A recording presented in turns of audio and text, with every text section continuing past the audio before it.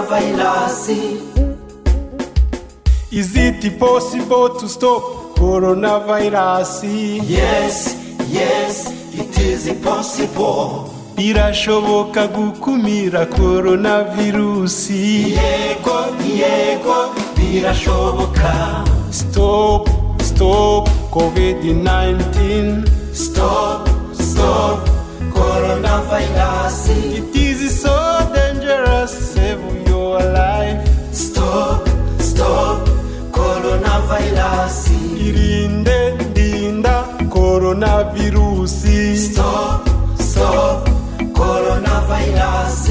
Nimbi cyane irinde ukiza ubuzima. Stop, stop coronavirus.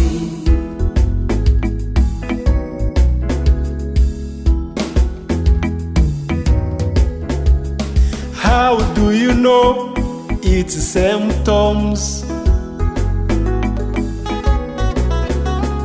If you have a dry cough and fever, difficult breathing and fatigue, if you have a joint pain, look for help to save our lives.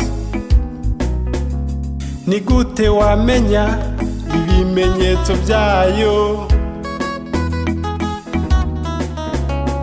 Niba ufite inkorora n'umuriro, guhumeka nabi n'umunaniro, niba ubabara mu ngingo, saba ubufasha ukiza ubuzima. Stop, stop COVID-19. Stop, stop coronavirus. It is so dangerous, save your life.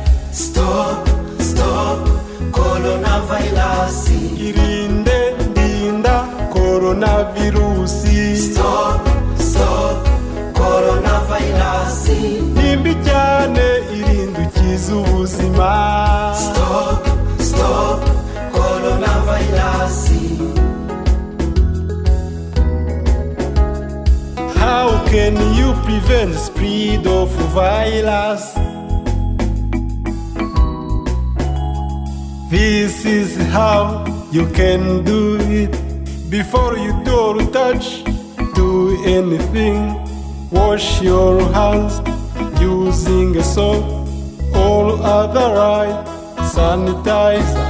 You stay at home and follow all the given policies to save our lives. Ni gute twakumira ikwirakwizwa ryayo? Ubu ni bwo buryo wabikora mbere yuko hari icyo ukoraho. Karaba intoki ukoresheje isabune cyangwa indi miti yabugenewe. Guma mu rugo ukurikiza amabwiriza kugira ngo ubashe gukiza ubuzima. Stop, stop COVID-19. Stop, stop coronavirus.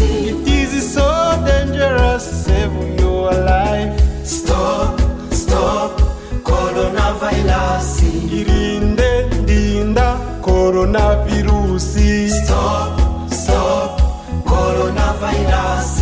Nimbi cyane irinde ukiza ubuzima. Stop, stop coronavirus. Let's pray. Thank you, Lord, for the gift of life and forgiveness.